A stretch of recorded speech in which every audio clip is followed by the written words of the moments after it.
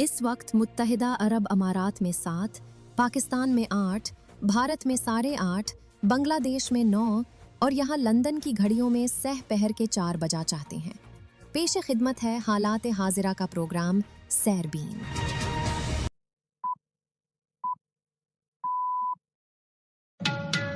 9 मई के सैरबीन से जावेद चौधरी का सलाम।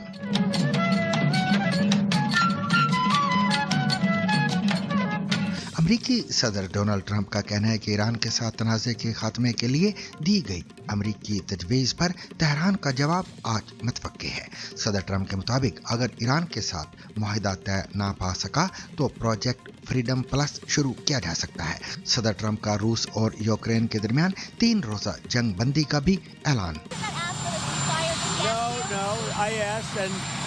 President Putin agreed, President Zelensky agreed, both readily, and we have a little period of time where they're not going to be killing people. That's very good. दूसरी जानब जदीद तरीन चीनी स्टेल्थ लड़ाका तैयारे J-35 की पाकिस्तानी फिजाइया में मुमकिना शमूलियत की खबरों पर इंडिया में नई बहस छिड़ गई है, जहां दिफाई माहिरीन जनूबी एशिया में ताकत के तवाज़ुन पर सवालात उठा रहे हैं। ये खबरें आने के बाद से सोशल मीडिया पर इंडियन सार्फिन ये सवाल भी कर रहे हैं कि इंडिया के पास J-35 स्टेल्थ तैयारों के जवाब में क्या है। अमरीकी रियासत मिनीसोटा में कई हफ्तों तक जारी रहने वाले इमिग्रेशन छापों के बाद अब सूरत हाल क्या है और वहां मुकीम तारकीन वतन किस खौफ और गैर यकीनी का सामना कर रहे हैं। उन्होंने उन्हें गाड़ी से निकाला और उन्हें वैन में डाल दिया। मुझे बहुत डर लग रहा था, इसलिए मैं उनके फ़ोन पर कॉल करती रही। आज के प्रोग्राम में हम उन वालिदैन से भी मिलेंगे जिन्होंने पाकिस्तान और इंडिया के दरमियान हालिया कशीदगी और लड़ाई में अपने बच्चों को अपनी आंखों के सामने दम तोड़ते देखा। अपने हस्बैंड को भी देखा, बच्चों को भी दफनाया, हर लिहाज से हर चीज करके फिर इनके साथ वापस जाना। तो वो आज भी वो साथ में ही नहीं भूलती है। तमिल फिल्मों के सुपर स्टार विजय जोसेफ, जो फिल्मी दुनिया में अपने मद्दाहों के लिए निजाहत दहिंदा समझे जाते हैं, अब सियासत में तेजी से उभरती हुई शख्सियत बन चुके हैं। मुमकिन वज़ीर आला तक के सफर की ये कहानी भी आज के सैरबीन में शामिल है। ये भी जानिए कि इंस्टाग्राम ने इंतहाई महफूज प्राइवेसी टेक्नोलॉजी के साथ डायरेक्ट मैसेजेस भेजने के एक अहम ऑप्शन को ख़त्म क्यों किया और इस फैसले के सार्फिन पर क्या असरात मुरतब हो सकते हैं। एंड टू एंड इंक्रिप्शन वो इंतहाई प्राइवेट टेक्नोलॉजी है जो भेजने वाले और वसूल करने वाले के अलावा किसी को भी ऑनलाइन बातचीत देखने से रोकती है। ज़करबर्ग ने इसे अपनी तमाम ऐप्स पर नाफिज करने का वादा किया था। आर्कटिक में मेगा सुनामी की वार्निंग ने माहिरीन को तशवीश में मुब्तला कर दिया है। जानिए मेगा सुनामी क्या होती है और ये आम सुनामी से किस कदर मुख्तलिफ है और इस नई वार्निंग का असल मतलब क्या है। और प्रोग्राम में ये भी देखिए कि उसामा बिन लादेन को हलाक करने के अमरीकी मिशन ने पाकिस्तान में कैसे हलचल मचा दी थी और इस ऑपरेशन के बाद मुल्क के अंदर और बाहर क्या सवालात उठे थे। उसामा बिन लादेन की हलाकत के फौरन बाद पाकिस्तान में इक़्तिदार की राहदारियों में क्या कुछ चल रहा था, इस पर बहुत कम बहस हुई है। हाल ही में पाकिस्तान के मंझे हुए सियासतदान फरहतुल्लाह बाबर की एक किताब the Zardari presidency now it must be told शाया हुई। इसके अलावा मज़ीद खबरें, तज्ज़िये और अहम आलमी पेशरफ्त भी आज के सैरबीन में शामिल रहेंगी, मगर पहले अहम आलमी खबरों का खुलासा।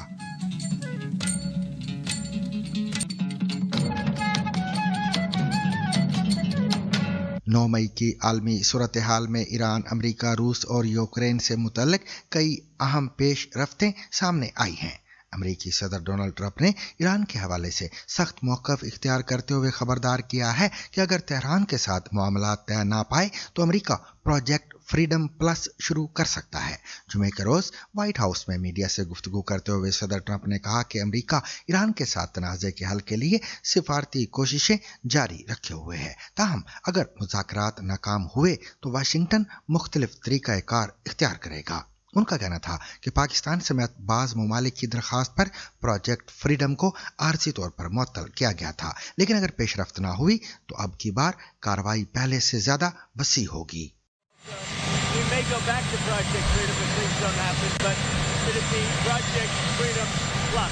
meaning Project Freedom Plus other things. सदर ट्रंप कह रहे थे कि अगर मामलात हल ना हुए तो ये प्रोजेक्ट सिर्फ फ्रीडम नहीं होगा बल्कि प्रोजेक्ट फ्रीडम प्लस होगा जिसमें दीगर इकदामात भी शामिल होंगे। जब उनसे पूछा गया कि क्या ईरान जानबूझकर मुज़ाकरात में ताख़ीर कर रहा है तो उनका कहना था कि हमें जल्द ही इसका पता चल जाएगा। याद रहे कि अमेरिकी सदर ने इतवार के रोज प्रोजेक्ट फ्रीडम नामी कार्रवाई का ऐलान किया था। अमेरिकी इंतजामिया के मुताबिक ये इकदाम खलीज में फंसे हुए जहाजरानों की मदद और बहरी गुजरगाहों को महफूज बनाने के लिए इंसानी हमदर्दी की बुनियाद पर शुरू किया गया था। अमेरिकी सेंट्रल कमांड यानी सेंटकॉम ने इस कार्रवाई को आलमी मईशत और आलमी सलामती के लिए इंतहाई ज़रूरी करार दिया था। अमेरिकी फौज के मुताबिक खलीज में तकरीबन 1550 तिजारती जहाज मौजूद हैं जिन पर लगभग 22,500 जहाजरान फंसे हुए हैं।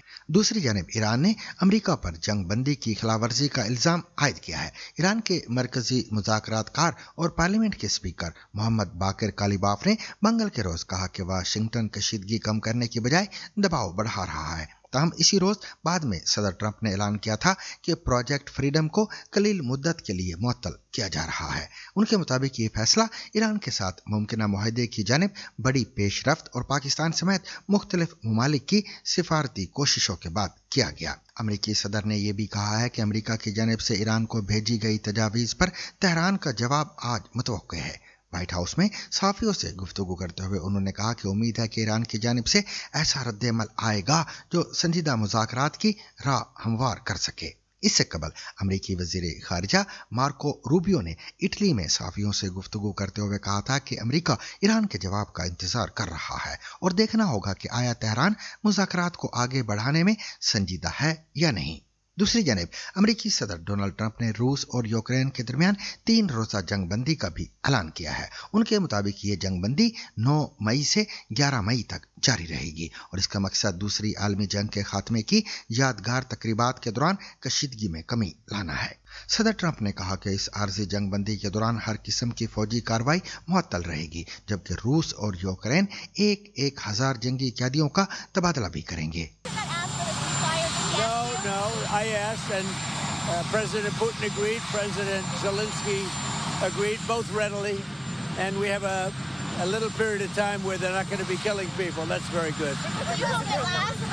And they also agreed to give 1,000 on each side, 1,000 prisoners back. So they're going to be transferring almost immediately 1,000 prisoners from each side. That's very good. Russia, Ukraine. इससे कबल रूसी सदर व्लादिमीर पुतिन ने भी 8 और 9 मई के लिए जंग बंदी का ऐलान किया था ताकि सोवियत यूनियन की नाजी जर्मनी के खिलाफ फतेह की तकरीबात और मॉस्को के रेड स्क्वायर में होने वाली फौजी परेड के मौके पर माहौल को पुरअमन रखा जा सके। यूक्रेन ने भी अपनी जानिब से गैर मुअय्यना मुद्दत की जंग बंदी की तजवीज़ पेश की है जो मंगल की शब से नाफिजुल अमल होने का दावा किया गया है। व्लादिमीर पुतिन ने डोनाल्ड ट्रंप के साथ एक टेलीफोनिक गुफ्तगू में विक्ट्री डे परेड के मौके पर यूक्रेन में जंगबंदी की तजवीज़ दी थी जो बुनियादी तौर पर परेड को तहफ़्फ़ुज़ दे सकती है लेकिन इसे तवीलुल मुद्दती अमन की उम्मीद कम है। सरकारी तौर पर मॉस्को का पैगाम यह है कि रूस जीतेगा और यूक्रेन हारेगा लेकिन रूस ने जिसे एक फौजी ऑपरेशन समझा था अब वो जंग बन चुकी है और 5वें साल में दाखिल हो चुकी है। इसके ख़त्म होने के कोई आसार नज़र नहीं आते। रूसी अवाम भी अब ये बात महसूस करने लगे हैं। उन्होंने हमें बताया कि ये सिर्फ फौजी ऑपरेशन होगा इसलिए मुझे लगा कि ये जल्दी ख़त्म हो जाएगा। ये मेरी गलती थी। वो कह रहे हैं कि उमूमी माहौल उदासी और मायूसी का है। हर कोई थक चुका है और बेजार है। मैं चाहती हूँ कि जल्द से जल्द अमन हो जाए। इन खबरों ने इंडिया में सोशल मीडिया पर एक नई बहस छेड़ दी है कि मुस्तकबिल में चीनी जदीद तरीन J-35 स्टेल्थ तैयारे पाकिस्तानी फिजाइया का हिस्सा बन सकते हैं। ये बहस क्या है और ये क्यों हो रही है, जानिए समरा फातिमा से। J-35 स्टेल्थ तैयारे असल में चीनी 5th जनरेशन फाइटर जेट्स हैं چینی ساخت 5th جنریشن طیارے J-35 کی پاکستان کو فروخت سے متعلق ایک سوال کا جواب دیتے ہوئے پاکستانی فضائیہ کے ایئر وائس مارشل طارق غازی نے ایک پریس کانفرنس میں کہا کہ J-35 طیارے کے حوالے سے ابتدائی تعاون کی بنیاد رکھ دی گئی ہے اور دعویٰ کیا کہ 5th جنریشن اسٹیلتھ جیٹس کی ضرورت پڑنے سے قبل ہمارے پاس اس کا آپشن موجود ہوگا اور بہت بہتر ہوگا۔ یہ خبریں آنے کے بعد سے سوشل میڈیا پر انڈین صارفین یہ سوال بھی کر رہے ہیں کہ انڈیا کے پاس J-35 اسٹیلتھ طیاروں کے جواب میں کیا ہے۔ ایکس اکاؤنٹ بھارت سے لکھا گیا، انڈیا کے لڑاکا طیارے کے بیڑے میں کمی آ رہی ہے۔ انڈیا کو مزید 4.5 جنریشن کے جنگی طیاروں کی ضرورت ہے، لیکن ساتھ ہی چین کے J-20 اور پاکستان کے ممکنہ J-35 کا مقابلہ کرنے کے لیے 5th جنریشن کے طیارے بھی درکار ہیں۔ نریندر مودی کی حکومت کو مزید رفائل اور Su-57 5th جنریشن کے جنگی طیاروں کے درمیان توازن قائم کرنا ہوگا۔ رفائل اسٹیلتھ طیارہ نہیں ہے۔ سرینا سنگھ نے دعویٰ کیا کہ چین بھارت اور پاکستان کے درمیان آخری جنگ کے سب سے بڑے فائدہ اٹھانے والوں میں سے ایک ہے۔ بیجنگ کو اپنے ہتھیاروں کی صلاحیتوں اور کمزوریوں کو حقیقی جنگی حالات میں دیکھنے کا موقع ملا۔ اس جنگ کے بعد مختلف ممالک میں اس کی اسلحہ فروخت کی کوشش بھی بڑھ گئی، اور بھارگو پرشورام لکھتے ہیں، آپ انہیں آندھی اور طوفان ہی کیوں نہ دے دیں، ہم پھر بھی انہیں MiG-21 اور جیگور طیاروں سے شکست دے دیں گے۔ یہ بڑی مشینوں، بڑے ٹینکوں یا بڑے جنگی جہازوں کا معاملہ نہیں ہے، اصل چیز بہادری، لیڈرشپ اور شیردلی ہے۔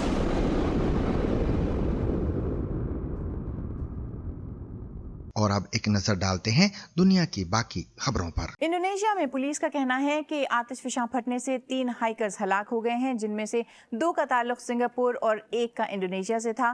ہالماہیرا کے جزیرے پر ماؤنٹ ڈکونو پر چڑھ رہے تھے یہ دونوں جب یہ آتش فشاں پھٹا اور راکھ آسمان میں 10 کلومیٹر تک اچھل کر گئی۔ 15 دیگر افراد کو بچا لیا گیا ہے اور حکام نے پہاڑ پر ہائیکنگ پر پابندی لگا دی ہے اور لوگوں کو خبردار کیا ہے کہ وہ کم از کم 4 کلومیٹر دور رہیں۔ یوکرین میں اسٹیٹ ایمرجنسی سروسز کا کہنا ہے کہ وہ چرنوبل کے ایکسکلوژن زون میں جنگل کی ایک بہت بڑی آگ سے نمٹ رہے ہیں، جو دنیا کے بدترین جوہری حادثے کا مقام ہے۔ رپورٹس میں کہا گیا ہے کہ یہ ایک ڈرون حادثے کی وجہ سے ہوا۔ کچھ علاقوں میں تیز ہوائیں، خشک موسم اور بارودی سرنگیں آگ پر قابو پانے کی کوششوں کو پیچیدہ بنا رہی ہیں۔ امریکی ریاست منیسوٹا کئی ہفتوں تک جاری رہنے والے امیگریشن چھاپوں کے بعد اب ریکور کر رہی ہے۔ ان کارروائیوں نے مقامی کمیونٹیز کو ہلا کر رکھ دیا تھا۔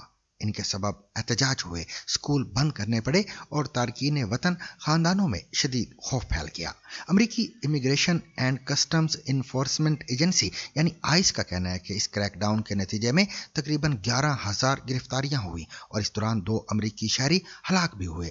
اب وہ خاندان جو مہینوں تک گرفتاری اور شدید غیر یقینی صورتحال کے خوف میں زندگی گزار رہے تھے، اپنی زندگیاں دوبارہ سنبھالنے کی کوشش کر رہے ہیں، جبکہ اس معاملے کے سیاسی اثرات بھی بڑھتے جا رہے ہیں۔ لیکن جو کچھ یہاں ہوا وہ اب صرف ایک مقامی کہانی نہیں رہ گئی ہے، بلکہ ایک قومی بحث بن چکی ہے جو 2026 کے مڈ ٹرم الیکشن کے نتائج پر بھی اثر انداز ہوگی۔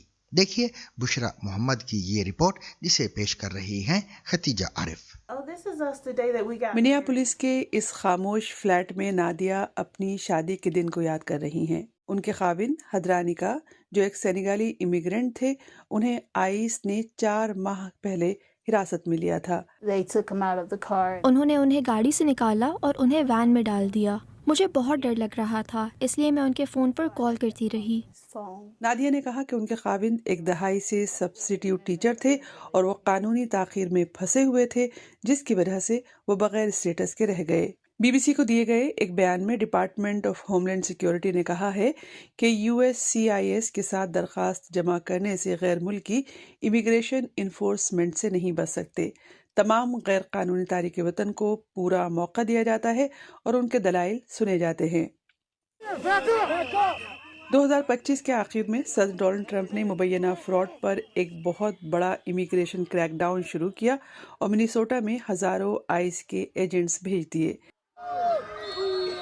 ریڈز کا زور تو ختم ہو گیا، لیکن اب بھی سینکڑوں وہی ہیں۔ حکام نے اسے بڑی فتح قرار دیا، لیکن ان ریڈز کے نتیجے میں جو کچھ ہوا وہ ذاتی سانحہ سے بڑھ کر ہے۔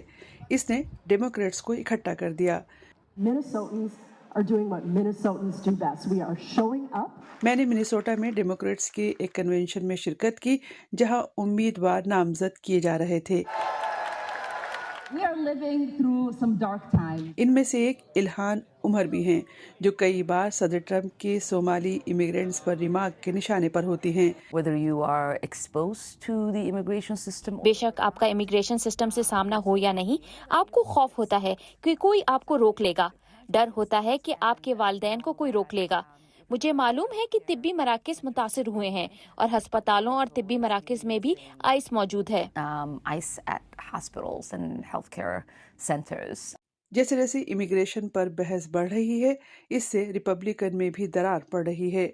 मुझे लगता है हमारी नेशनल इमिग्रेशन पॉलिसी बुरे हाल में है। रियासत ने इतने जुगाड़ लगाने की कोशिश की है जिससे समझबूझ में कमी आ रही है। ये सब मुश्किल होता जा रहा है। कुछ दिहाइयों से इमिग्रेशन पॉलिसी बदहाली का शिकार है, लेकिन हकीकत ये है कि इसे हल नहीं किया गया है। इसने हमें वहाँ पहुँचा दिया है जहाँ हम अब हैं, और ये एक दो तरफा नाकामी रही है।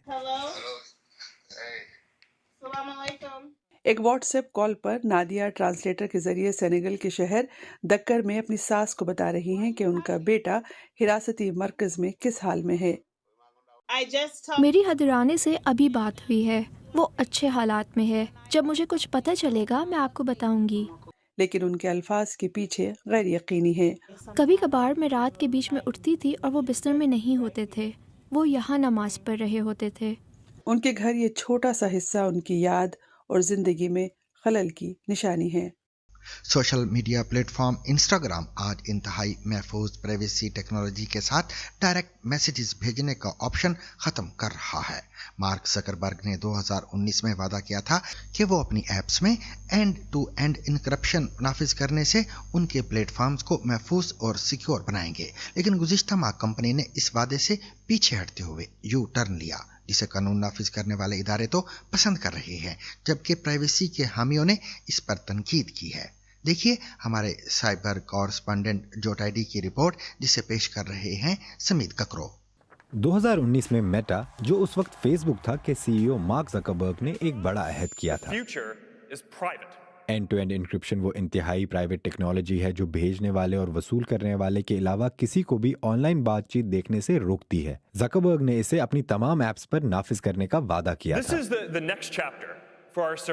जकरबर्ग के एंड टू एंड इंक्रिप्शन अपनाने के ऐलान ने शुरू में प्राइवेसी की दुनिया में उन्हें मकबूल बना दिया, लेकिन पुलिस, हुकूमतों और बच्चों के तहफ़्फ़ुज़ के ग्रुप से शदीद रद्द अमल भी सामने आया। हम सब ऐसी डिवाइसेस चाहते हैं जो हमारी प्राइवेसी की हिफाजत करें। किसी भी अमरीकी को ऐसी डिवाइस की ख्वाहिश नहीं होनी चाहिए जो जराइम पेशा अफराद के लिए एक महफूज पनाहगाह बन जाए। मैसेंजर प्लेटफॉर्म के जरिए फेसबुक पर यह टेक्नोलॉजी आने में 4 साल लगे। हमें बताया गया था कि अगला इंस्टाग्राम होगा। टेक की दुनिया में end to end encryption standard बनता जा रहा था, लेकिन अब 7 साल बाद इस कंपनी ने यू टर्न ले लिया है। ये कोई मार्क जकरबर्ग की बड़ी कीनोट स्पीच से नहीं, बल्कि टर्म्स एंड कंडीशंस में एक बहुत छोटी तब्दीली के जरिए हुआ। उन्होंने दावा किया कि काफी लोग इसे इस्तेमाल ही नहीं कर रहे थे, लेकिन कुछ तज्जियाकारों का कहना है कि इस पॉलिसी में तब्दीली की असली वजह बहुत गहरी है। It's not impossible that Instagram has made a business decision along the lines. ये मुमकिन है कि इंस्टाग्राम ने एक कारोबारी फैसला लिया हो कि end to end encrypted direct messages के फायदे अब अनएन्क्रिप्टेड मैसेजिंग के मुकाबले में कम रह गए हैं। अगर हम सोशल मीडिया प्लेटफॉर्म्स के कारोबारी मॉडल्स को देखें तो वो हमारी बातचीत, पोस्ट्स, लाइक्स, मैसेजेस से पैसे कमाते हैं ताकि हमें इश्तिहार दिखा सकें। और जैसा कि हम जानते हैं, मेटा जैसी कंपनीज अब अपनी तवज्जो एआई मॉडल्स को ट्रेन करने पर मरकूज कर रही हैं। AI models. इंस्टाग्राम के सरबराह एडम मुजेरी ने हमसे बात करने से इनकार कर दिया, लेकिन उससे कबल उनकी कंपनी ने कहा था कि डीएम्स को एआई के लिए इस्तेमाल नहीं किया जा रहा। हमेशा की तरह इस मुतनाज़ा मौजू पर रद्द अमल मुनकसिम रहा। हमें देखकर खुशी हुई कि मेटा ने इंस्टाग्राम मैसेंजर पर एंड टू एंड इंक्रिप्शन के मंसूबे को खत्म करने का ऐलान किया है। हम जानते हैं कि एंड टू एंड इंक्रिप्शन मुजरिमों को पकड़े जाने से बचने और बच्चों के इस्तेसाल की इजाजत दे सकती है, लेकिन प्राइवेसी की दुनिया के लिए ये पीछे की तरफ एक कदम है। एंड टू एंड इंक्रिप्शन बच्चों को ऑनलाइन महफूज रखने के अहम तरीकों में से एक है। हमें डर है कि मेटा शायद हुकूमती दबाव के आगे झुक रहा है। तो ऑनलाइन प्राइवेसी के मुस्तकबिल के लिए इस सब का क्या मतलब है? मेरा ख्याल है कि हम देखेंगे कि बुनियादी मैसेजिंग सर्विसेज जो हम सब इस्तेमाल करते हैं वो एंड टू एंड एन्क्रिप्टेड ही रहेंगी। लेकिन सोशल मीडिया प्लेटफॉर्म्स के लिए ये अब डिफॉल्ट मैकेनिज्म नहीं रहेगा। यकीनन ये देखना बाकी है कि दूसरे टेक प्लेटफॉर्म्स इस तब्दीली से इत्तेफाक करते हैं या नहीं। भारतीय फिल्मों में हीरो का किरदार निभाने वाले अब तमिलनाडु के वजीर आला बनने जा रहे हैं, और वो भी पूरे 5 वर्ष के लिए। ताहम फिलहाल तजस्सुस बरकरार है। दिलचस्प बात यह है कि ये कहानी किसी फिल्मी स्क्रीन पर नहीं बल्कि हकीकी सियासी मैदान में लिखी जा रही है। इंडियन रियासत तमिलनाडु के गवर्नर की जानिब से इंतखाबात में सबसे ज्यादा नशिस्तें हासिल करने वाली जमात को हुकूमत बनाने की दावत न देने पर रियासत में सियासी बेयकीनी भी बरकरार है।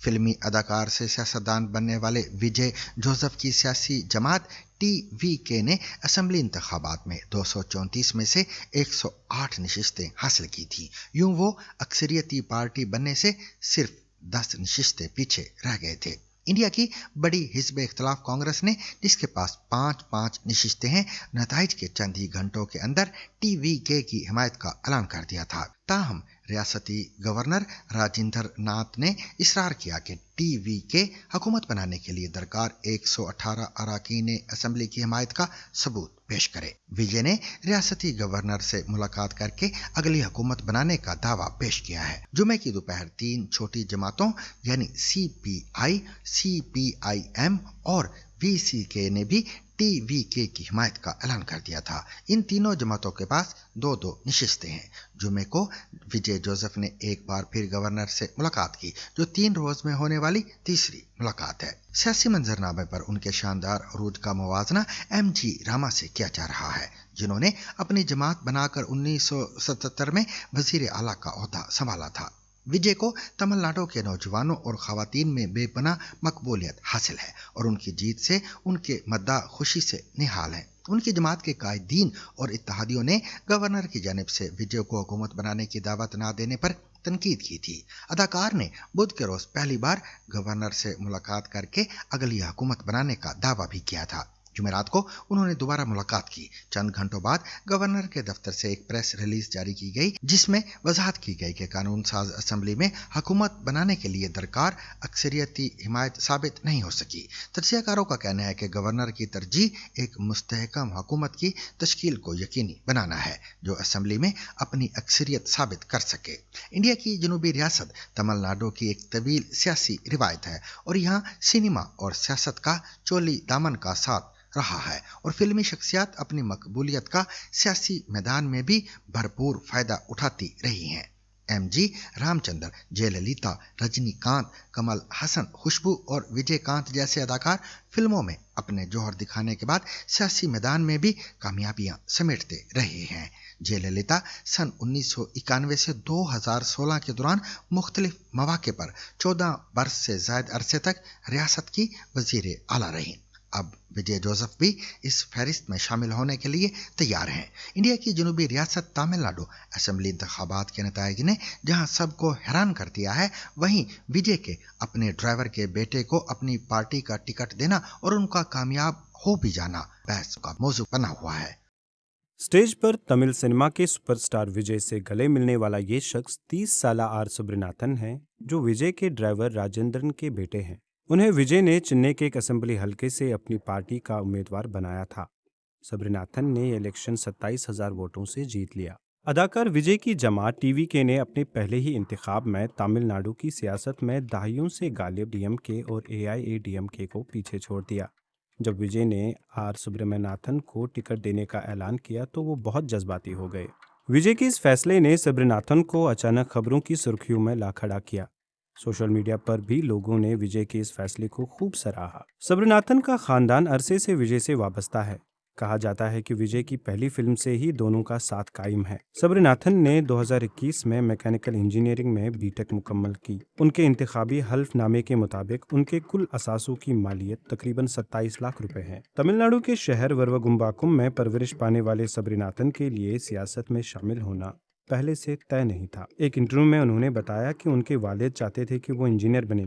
उनकी तालीम के लिए वालिद ने कर्ज भी लिया था। तालीम मुकम्मल करने के बाद सुब्रमण्यनाथन ने कुछ अरसा कतर में मुलाजमत की, लेकिन वो नौकरी उन्हें ज़्यादा रास नहीं आई। इसी दौरान उन्हें मालूम हुआ कि विजय अपनी सियासी जमात बना रहे हैं। तभी उन्होंने फैसला किया कि वो विजय के साथ सियासत में काम करेंगे। जब उन्होंने अपना यह फैसला वालिद को बताया तो वो खुश नहीं थे, लेकिन बाद में विजय ने खुद उनके वालिद से बात की और सबरीनाथन को पार्टी में शामिल किया। पार्टी कारकुनों के मुताबिक उनकी कामयाबी की अहम वजह ये रही कि उन्होंने बड़े पैमाने पर लोगों से राबिता किया और एक ऐसी हुकूमत का वादा किया जो जवाबदेह होगी। सोशल मीडिया पर इस नतीजे को अवाम की जीत करार दिया जा रहा है, जहां खानदानी सियासी असर रसूख के बजाय मेहनत, एतमाद और अवामी जमात ने फैसला कुन किरदार अदा किया। साइंसदान खबरदार कर रहे हैं कि आर्कटिक में मेगा सुनामी के वाकयात ज्यादा आम होते जा रहे हैं। मेगा सुनामी क्या है और इस वार्निंग का क्या मतलब है, देखिए हमारी माहौलियात और साइंस की इस रिपोर्ट में, जिसे पेश कर रही हैं आलिया नास्की। जो कभी एक जंगल था अब अकेला दरख्त रह गया है। पिछले मौसम गर्मा के आगाज में अलास्का का ये फ्योर्ड एक मेगा सुनामी की जद में आ गया था, जो लैंड स्लाइडिंग की वजह से आई थी, जो अब तक रिकॉर्ड की गई दूसरी सबसे बड़ी सुनामी है। साइंसदान ब्रेट वुड हिगमन ने कश्ती के जरिए नुकसान का अंदाजा लगाया। हम 100 मीटर ऊंचे पानी की बात कर रहे हैं, जो कुछ जगहों पर 100 किलोमीटर फी घंटा की रफ्तार से जा रहा था। जो आप अमूमन देखते हैं ये उससे बहुत ज्यादा नुकसानदेह है। ये झाड़ियों को पिचका कर पत्तों के टुकड़े कर रहा था। हादसा बिल्कुल बाल बाल टला। जैसे हमें पता है कि वहाँ लोग थे जो गलत जगह पर होने के बहुत करीब थे, और मुझे डर है कि मुस्तकबिल में हम इतने खुशकिस्मत नहीं होंगे। ट्रेसी आर्म फ्योर्ड में जो हुआ, अब साइंसदानों ने साइस्मिक और सैटेलाइट डेटा की मदद से एक 3D एनिमेशन बनाई है। 64 मिलियन क्यूबिक मीटर पत्थर की लैंडस्लाइड, जो कि 24 ग्रेट पिरामिड्स के बराबर है, 1 मिनट के अंदर पानी में जा गिरी। इससे 480 मीटर ऊंची सुनामी आ गई, और साइंसदानों का कहना है कि माहौलियाती तब्दीली की वजह से बर्फ पिघलने से चीजें और भी खराब हो रही हैं। पहले इस ग्लेशियर ने कुछ हद तक इस पत्थर को जकड़ा हुआ था। जब ग्लेशियर हटा तो इस चट्टान का निचला हिस्सा नमूदार हो गया, जिसकी वजह से ये पथरीला मवाद अचानक जा गिरा। मुझे यकीन है कि ये बढ़ रहे हैं, और सिर्फ थोड़े बहुत नहीं बढ़ रहे, बहुत ज्यादा बढ़ रहे हैं। शायद एक दिहाई पहले जितने थे उससे 10 गुना ज्यादा। क्रूज शिप्स की बढ़ती तादाद सयाहों को ये शानदार नज़ारा दिखाने के लिए ला रही है, मगर साइंसदानों ने तंबीह की है कि इस जगह पर खतरा बढ़ रहा है, जिसके रिस्क की पेशगोई करने के लिए करीबी नजर रखनी होगी। इंडिया के ज़ेर इंतज़ाम कश्मीर में पहुंच के इलाके में गुज़िश्ता साल पाकिस्तान और इंडिया की लड़ाई के दौरान सरहदी कशीदगी के बाइस अपने जुड़वां बच्चों को खोने वाले वालिदैन अब भी इस साने के सदमे से बाहर नहीं आ सके। रमीज़ खान जख्मी होने के बाद सेहतियाब हो रहे हैं, जबकि उनकी अहलिया अरूसा गम और ज़हनी सदमे से मुसलसल नबर्द आजमा है। मज़ीद तफसील रियाज मसरूर की इस रिपोर्ट में। हम एक दूसरे का सहारा सिर्फ हम दोनों हैं और कोई भी नहीं। पहले ये था कि जिस घर में सुबह उठ के 30 फुलके बनते थे, आज सिर्फ 5 फुलके बनते हैं। पूंछ के ये मियाँ बीवी इस घर में आहूं और सिसकियों के बीच जिंदगी गुजार रहे हैं। 2025 के मई में इंडिया और पाकिस्तान की अफवाज के दरमियान हुई मुख्तसर जंग ने अपने पीछे कुछ तल्ख कहानियां छोड़ी हैं। उनमें से एक इंडिया के ज़ेर इंतज़ाम कश्मीर के पुंछ ज़िले में है, जहां एक जोड़े के जुड़वां बच्चे इस कॉन्फ्लिक्ट का शिकार हो गए। उन्होंने अपने बच्चों को अपने ही मकान के सहन में दफन किया है, ताकि उनकी रूहें उनके करीब रहें। आइए उनसे जानते हैं कि उनका ये साल कैसे गुजरा। अपने हस्बैंड को भी देखा, बच्चों को भी दफनाया, हर लिहाज से हर चीज़ करके फिर इनके साथ वापस जाना। तो वो आज भी वो साथ में ही नहीं भूलती है। कभी लाइफ में मुझे लगता है कि वो कभी नहीं भूल पाएगा, क्योंकि वो जो गली है वो आज भी याद रहती है। क्योंकि मैंने खुद देखा हुआ है अपने बच्चों को अपने हाथ में दम देते हुए। खामन जख्मी था तो बच्चों को अपने सहन में ही दफन किया। फिर जब यहाँ पे आई तो सभी फैमिली अपने जो आपस में हैं ये भी इकट्ठे हो गए। तो फिर मैंने कहा कि बोलते कि नहीं, इनकी हालत बहुत ख़राब है, तो ہم نے جلدی جلدی بچوں کو دفنایا، تو وہ تو دکھ نہیں جاتا ہے، لیکن ہاں پاس سے ہی ہوتا ہے کہ آپ گھر کے ساتھ میں ہیں تو دکھتے ہیں، یاد آتے ہیں بار بار. چلو یہ ہے کہ صبح شام فاتحہ دی جاتی ہے. اس سال بچوں نے جنم دن کی بڑی پارٹی کا ارادہ کیا تھا. ہر سال جب بھی ان کا برتھ ڈے ہوتا تھا ہمیشہ سنکوٹ جاتے تھے ہم مما اور ان کے گھر میں، تو وہاں پہ مطلب سب ٹھیک ٹھاک بہت بڑا بناتے تھے برتھ ڈے. تو اس بار ہم پونچھ میں تھے تو ہم نے اس بار نہیں بنایا. تو بچے بولتے ٹھیک ہے پاپا مما ہم اگلی بار بڑا کریں گے. تو کیا بھروسہ بڑا بھی نہیں کر پائیں گے. عروسہ کو حکومت نے معاوضہ اور نوکری تو دی ہے، لیکن وہ صدمے سے ابھر نہیں پائی ہیں. اپنے آپ کو جتنا مرضی سمجھائیں کہ نہیں یہ سب چیزیں نارمل ہیں، سب چیزیں ٹھیک ہیں، ہو گئی ہے، لیکن وہ چیز تو نہیں نہ جاتی. آپ خود سوچو ایک 12 سال کے بچے کو آپ پال پوس کے بڑا کر کے پھر کیسے آپ جانے دیتے ہو. یہ پہلا موقع ہے کہ پونچھ میں ایل او سی کے ساتھ ساتھ شہری آبادی پر بھی گولے گرے. اویئر کرنا تھا نا ہمیں. ہاں جی یہ چیز چل رہی ہے، آپ گھر میں رکنا، آپ باہر نہیں. ہم باہر نکلے تھے نا تبھی یہ ہوا تھا. ہمیں کیا پتا تھا، ہم نے کب آگے جنگ دیکھی تھی. ہم نے کب جنگ دیکھی تھی اپنی لائف میں؟ کبھی جنگ دیکھی ہو تو ہمیں پتا ہونا. بچوں کی موت کے بعد اس خاندان کے لیے زندگی دوہرا چیلنج بن گئی ہے. آپریٹ کے بعد بھی ان کی بازو اور ہاتھ جو ہے، رسٹ جو ہے ابھی بھی کام نہیں کر رہی ہے، کیونکہ ایک ہاتھ سے آپ پلیٹ پکڑ سکتے ہو یا ڈال سکتے ہو. تو میں پھر ان کے لیے پہلے ان کی پلیٹ بھرنی ہوتی ہے. تو اگر کہیں پانی پی رہے ہیں گلاس سے تو رائٹ ہینڈ سے کھانا کھائیں گے اور رائٹ ہینڈ سے ہی گلاس کو پکڑیں گے. اس غمزدہ جوڑے کے پاس اب خود کو تسلی دینے کے بغیر کوئی چارہ نہیں. یہ سوچ کے تھوڑا سا چپ ہو جاتے ہیں کہ چلو ہمارے بچے شہید ہوئے، اور شہیدی کا رتبہ بہت بڑا ہوتا ہے. ہم اس چیز کے لیے خوش ہیں کہ چلو رب نے ہمیں چنا ہے. اسامہ بن لادن کی ہلاکت کے فوراً بعد پاکستان میں اقتدار کی راہداریوں میں کیا چل رہا تھا، اس پر بہت کم بحث ہوئی ہے. حال ہی میں پاکستان کے منجے ہوئے سیاستدان فرحت اللہ بابر کی ایک کتاب the Zardari presidency now it must be told شائع ہوئی، جس میں اس کی حیران کن تفصیلات بیان کی گئی ہیں. اس بارے میں ریحان فضل کی تحریر سنیے سمرا فاطمہ سے. القاعدہ کے رہنما اسامہ بن لادن کو امریکی فوجیوں نے 2 مئی 2011 کو پاکستان کے شہر ایبٹ آباد میں کیسے ہلاک کیا، اس کی تفصیلات کتابوں، مضامین اور فلموں کے ذریعے کئی بار سامنے آ چکی ہیں. البتہ اسامہ بن لادن کی ہلاکت کے فوراً بعد پاکستان میں اقتدار کی راہداریوں میں کیا کچھ چل رہا تھا، اس پر بہت کم بحث ہوئی ہے. حال ہی میں پاکستان کے منجھے ہوئے سیاستدان فرحت اللہ بابر کی ایک کتاب the Zardari presidency now it must be told شائع ہوئی. بابر اس وقت کے صدر پاکستان آصف علی زرداری کے ترجمان تھے. اس کتاب میں انہوں نے ان دنوں کا تفصیلی ذکر کیا ہے.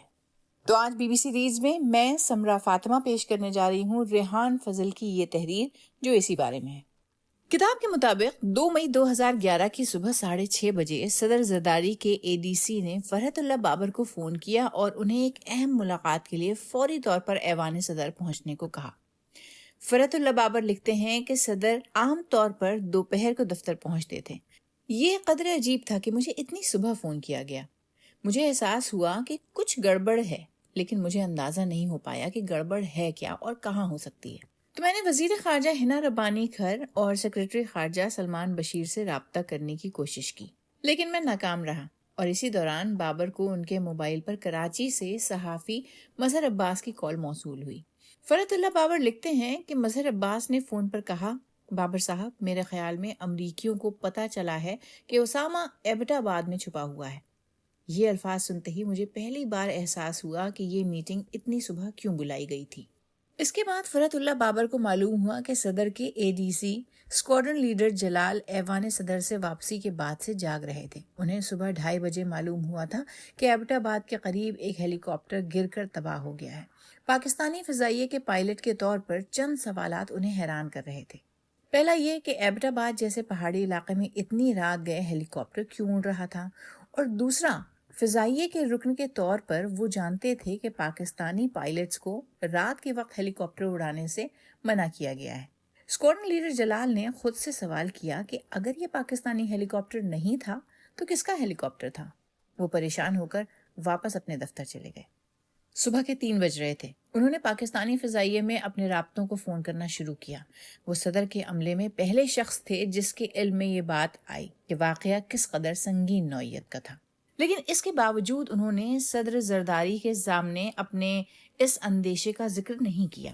وہ جانتے تھے کہ صدارتی محل کی ہاٹ لائن کی گھنٹی جلد ہی بجنے والی ہے، اور ان کا اندازہ درست تھا۔ ان کے دفتر کے فون کی گھنٹی بجی تو دوسری جانب آرمی ہاؤس کا آپریٹر لائن پر تھا۔ انہوں نے صدر مملکت کو بتایا کہ army chief general Ashfaq Kayani ایوان صدر کے لیے روانہ ہو گئے ہیں۔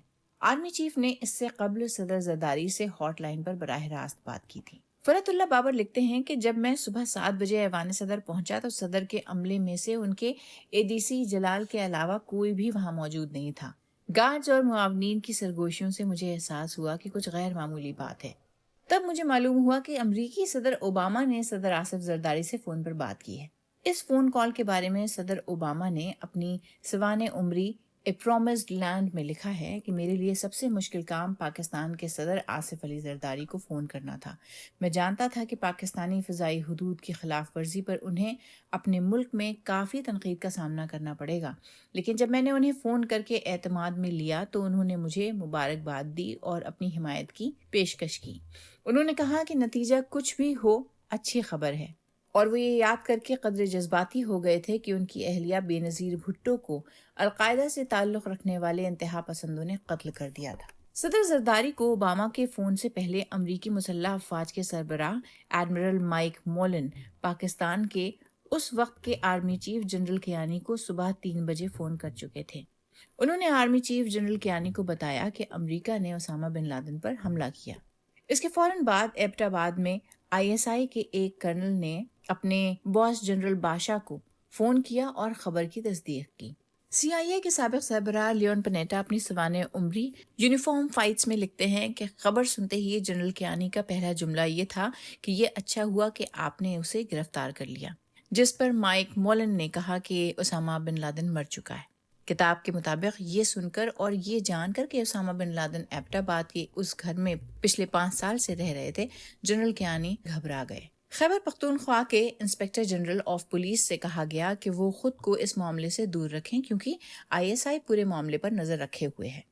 مائک مولن کے فون کے بعد صدر اوباما نے صدر زرداری اور افغان صدر حامد کرزئی کو فون کیا۔ لیون پنیٹا نے ISI کے سربراہ احمد شجاع باشا کو بھی ایسی ہی کال کی تھی۔ لیون پنیٹا لکھتے ہیں کہ اس وقت تک باشا کو اپنے ذرائع سے یہ معلوم ہو چکا تھا۔ میں نے ان سے کہا ہم نے جان بوجھ کر آپ کی ایجنسی کو اپنے مہم سے دور رکھا تاکہ آپ پر ہمارے ساتھ تعاون کرنے کے الزامات نہ لگ سکیں۔ انہوں نے بہت مایوسی بھرے لہجے میں جواب دیا کہ ہمارے پاس کہنے کے لیے زیادہ کچھ ہے نہیں، ہمیں خوشی ہے کہ آپ کو اسامہ بن لادن مل گیا۔ ہمیں معلوم تھا کہ ہمارے دونوں ممالک کے درمیان دوستی اب پہلے جیسی نہیں رہے گی اور ہمارے تعلقات کشیدہ ہوں گے، لیکن ہمیں اس طرح کے آپریشن کی یہی قیمت چکانی پڑی۔ پاکستانی وقت کے مطابق صبح 8:35 پر صدر اوباما ٹیلی ویژن پر براہ راست نمودار ہوئے۔ انہوں نے یہ کہہ کر پاکستان کو مطمئن کرنے کی کوشش کی کہ ہمیں امید ہے کہ پاکستان القاعدہ کے خلاف ہماری لڑائی میں ہماری حمایت جاری رکھے گا۔ انٹر سروسز پبلک ریلیشنز کے سربراہ جنرل اطہر عباس نے جنرل کیانی اور باشا سے بیان جاری کرنے کی اجازت مانگی، لیکن انہیں اجازت نہیں دی گئی۔ فرحت اللہ بابر کے ایوان صدر پہنچنے کے چند ہی منٹوں میں وزیر اعظم، سیکرٹری خارجہ اور ISI کے سربراہ بھی پہنچ گئے۔ وزیر خارجہ ہنا ربانی کھر جو کچھ دیر پہلے ہی غیر ملکی دورے سے واپس آئی تھیں، تھوڑی تاخیر سے آئیں۔ کانفرنس روم میں ملاقات 90 منٹ تک جاری رہی۔ فرحت اللہ بابر لکھتے ہیں کہ صدر زرداری مجھے ایک طرف لے گئے اور پوچھا کہ اس بارے میں تمہارا کیا خیال ہے۔ میں نے بغیر کسی ہچکچاہٹ کے جواب دیا کہ یہ تو ملی بھگت ہے یا نااہلی، ہمیں یہ بھی دیکھنا چاہیے کہ فوج اور ISI کے خلاف کوئی کارروائی ہونی چاہیے۔ صدر زرداری نے اس بات پر جواب میں ایک لفظ نہیں کہا، پھر کچھ سوچنے کے بعد کہنے لگے اس پر بعد میں بات کریں گے۔ پاکستان اور بیرون ممالک کی میڈیا اس پورے معاملے پر پاکستانی حکومت کا رد عمل جاننا چاہتی تھی، لیکن حکومت میں ایسا انتشار اور افراتفری مچی تھی کہ حکومت سے کوئی بھی سرکاری سطح پر ایک لفظ بھی کہنے کو تیار نہیں تھا۔ ہر طرف الجھن کا ماحول تھا۔ فرحت اللہ بابر لکھتے ہیں کہ اس واقعے کے 14 گھنٹے بعد پہلا سرکاری رد عمل سامنے آیا جس میں کہا گیا تھا ہمارے پاس امریکہ سمیت مختلف انٹیلیجنس ایجنسیوں کے ساتھ معلومات شیئر کرنے کا بہت مؤثر نظام ہے۔ فرت اللہ بابر لکھتے ہیں کہ پاکستان نہ تو آپریشن کی کامیابی کا دعویٰ کر سکتا تھا اور نہ ہی کھلے عام اپنی انٹیلیجنس کی ناکامی اور فوج کی لا علمی کا اعتراف کر سکتا تھا۔ یہ واضح تھا کہ پوری انتظامیہ کنفیوژن اور غیر فیصلہ کن حالت میں پھنسی ہوئی تھی، اندھیرے میں تیر چلانے کا ماحول تھا۔ فرت اللہ بابر یہ بھی لکھتے ہیں کہ جبکہ امریکہ خفیہ طور پر بتائے بغیر پاکستان میں داخل ہوا تھا اور اسامہ بن لادن کو قتل کر دیا تھا، پاکستانی پریس ریلیز جس میں کہا گیا تھا کہ امریکہ کے ساتھ انٹیلیجنس شیئر کرنے کی وجہ سے ایسا ہوا، کھوکھلا اور ناقابل یقین لگ رہا تھا۔ جھوٹ کا پلندہ بے نقاب ہونے کے بعد لوگ اس پر یقین کرنے کو تیار نہیں تھے۔ انٹیلیجنس اور عسکری قیادت اس صورتحال کا سامنا کر رہی تھی کہ اس پورے معاملے میں ملوث یا نااہل ہونے کا الزام آسانی سے لگایا جا سکتا تھا۔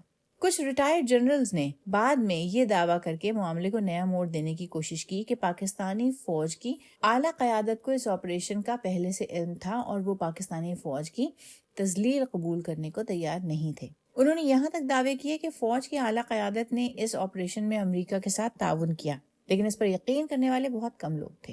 اس وقت کے امریکی وزیر دفاع رابرٹ گیٹس نے بھی اپنی سوانح عمری ڈیوٹی میں لکھا ہے کہ اس پورے واقعے میں پاکستانی فوج کو سب سے زیادہ شرمندگی ہوئی۔ جس طرح سے ہم نے یہ آپریشن پاکستانی سرحد کے اندر 150 میل اندر چھاونی کے وسط میں کیا اور اس سے پہلے کہ ان کی فوج کو اس کی کوئی بھی جھلک ملتی ہم بحفاظت باہر بھی نکل آئے، یہ ان کے کردار کو داغدار کرنے کے لیے کافی تھا۔ پاکستان نے بعد میں جو تحقیقات شروع کیں اس کا مرکز یہ نہیں تھا کہ دنیا کا انتہائی مطلوب دہشت گرد پاکستان میں بغیر کسی پابندی کے کیسے رہ سکتا تھا، بلکہ ان کا زور اس بات پر رہا کہ پاکستان میں کس نے اس آپریشن میں امریکہ کی مدد کی تھی۔ مئی کے آخر تک یہ طے پایا کہ اس پورے واقعے میں ISI اور عسکری قیادت کے کردار کا دفاع کیا جائے گا۔ اس کی پہلی نشانی اس وقت سامنے آئی جب واشنگٹن پوسٹ میں صدر زرداری کا ایک مضمون شائع ہوا جس کا عنوان تھا پاکستان نے اپنا کردار ادا کیا۔ زرداری نے لکھا، اگرچہ اتوار 2 مئی کا آپریشن پاکستان اور امریکہ کا مشترکہ آپریشن نہیں تھا، لیکن یہ دونوں ممالک کے درمیان کئی دہائیوں پر محیط تعاون اور شراکت داری تھی جو اسامہ بن لادن کے خاتمے کا باعث بنی۔ پاکستان کے لیے یہ بات باعث اطمینان ہو سکتی ہے کہ القاعدہ کے رہنما کی جلد شناخت ہونے سے ہمیں یہ دن دیکھنے کو ملا۔ دہشت گردی کے خلاف جنگ اتنی ہی پاکستان کی ہے جتنی کہ امریکہ کی۔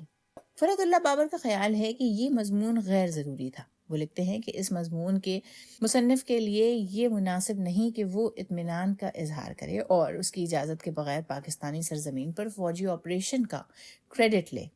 یہ مضمون ایسی چیز کا دفاع کر رہا تھا جس کا دفاع نہیں کیا جا سکتا تھا۔ فرت اللہ بابر یہ بھی لکھتے ہیں کہ میں نے اپنے لابسٹ کو ای میل بھیجی جس میں کہا گیا تھا کہ کاش ہم صدر زرداری سے منسوب کسی امریکی اخبار میں اتنے حساس موضوع پر مضمون شائع کرنے سے پہلے ایک دوسرے سے مشورہ کر لیتے۔ اسامہ بن لادن آپریشن کے بعد صدر زرداری کے پاس ISI اور فوج کا احتساب کرنے کا اچھا موقع تھا، لیکن وہ اس امکان پر غور کرنے کو بھی تیار نہیں تھے۔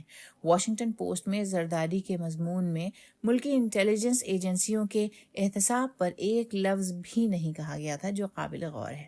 آپریشن کے 3 دن بعد 5 مئی کو سیکرٹری خارجہ نے پہلی بار پریس کانفرنس سے خطاب کیا۔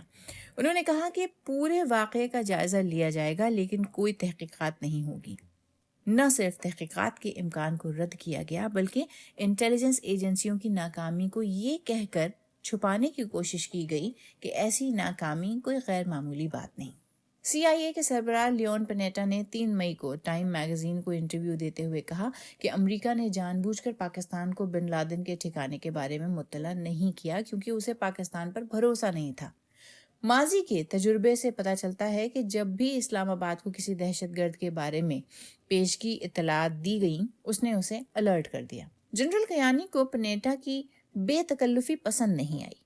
سینٹ کی خارجہ تعلقات کمیٹی کے سربراہ سینیٹر جان کیری نے پاکستان کا دورہ کیا تو جنرل کیانی دونوں ممالک سے ایک مشترکہ بیان چاہتے تھے جس میں کہا جائے کہ امریکہ کو پاکستان پر اعتماد ہے۔ امریکہ میں پاکستان کے سفیر حسین حقانی نے تجویز پیش کی کہ مشترکہ بیان میں کہا جائے کہ اسامہ بن لادن آپریشن کو پاکستان کے عدم اعتماد کی وجہ سے نہیں بلکہ سیکیورٹی وجوہات کی بنا پر پاکستان سے چھپایا گیا تھا، لیکن جان کیری نے صرف یہ کہنے پر اتفاق کیا کہ اسامہ آپریشن کو اوباما انتظامیہ کے کئی اہم لوگوں سے پوشیدہ رکھا گیا تھا۔ सुप्रीम कोर्ट ऑफ पाकिस्तान ने उसामा बिन लादेन की हलाकत की तहकीकात के लिए जस्टिस जावेद इकबाल की सरबराही में जुडिशल कमीशन बनाने का हुक्म दिया। इस कमीशन को एबटाबाद कमीशन का नाम दिया गया। पाकिस्तान के सदर, वजीर आजम और आर्मी चीफ ने कमीशन के सामने पेश होने से इनकार कर दिया। सिर्फ ISI के सरबराह जनरल बादशाह इस कमीशन के सामने पेश हुए। इस कमीशन की रिपोर्ट 4 जनवरी 2013 को वजीर आजम पाकिस्तान के हवाले की गई। एबटाबाद कमीशन की रिपोर्ट को टॉप सीक्रेट रिपोर्ट करार दिया गया। अगरचे ये रिपोर्ट शाया नहीं की गई, लेकिन इसकी कॉपी अल जजीरा को दस्तयाब हुई। ताहम उसकी अशात के चंद ही मिनटों में अल जजीरा की वेबसाइट पाकिस्तान में ब्लॉक कर दी गई। और सामीन, इसके साथ ही आज का सैरबीन भी अपने इख्तिताम को पहुंचा। मुझे और मेरी पूरी टीम को कल तक के लिए इजाजत दीजिए, लेकिन इजाजत लेने से कबल अब तक की खास खबरें।